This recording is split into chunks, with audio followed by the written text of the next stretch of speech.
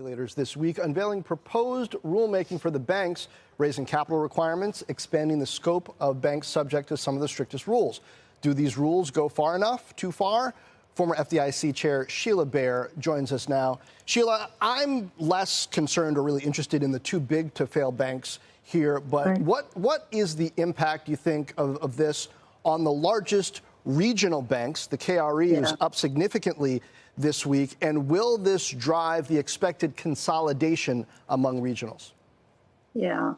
So the good news is for those regional banks, most of the risks they have are credit risk.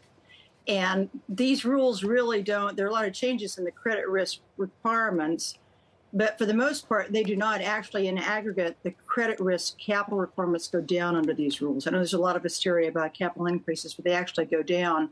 And the regional banks, because they do a lot of lending, their credit risk capital requirements are already higher, and the capital levels are higher than the larger banks. So I don't think there's going to be a big impact. I am concerned about the complexity of these rules and just the cost, the legal administrative cost of a potentially new system to comply with them. But in terms of actual capital levels, I don't think there's going to be a big impact on the regional banks, and certainly nothing on the community banks. Anybody less than $100 billion is not impacted. Yeah. Unintended consequences of this, or do we? Yeah. It's just too soon to know yet.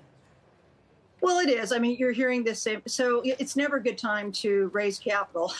And these rules do raise capital requirements on operational risk and market risk. So banks, that have a lot of fee-based businesses, a lot of trading exposures, a lot of derivatives exposures, they are going to feel a big bite, but those are not the regional banks. So is that warranted or not? Does it go too far? Not far enough? I do think this was a big flaw in the package of rules we put together immediately after the great financial crisis, which is heavily focused on credit risk. We really ratcheted up the credit risk requirements, not so much on our market and operational risk. So there's some catching up to do.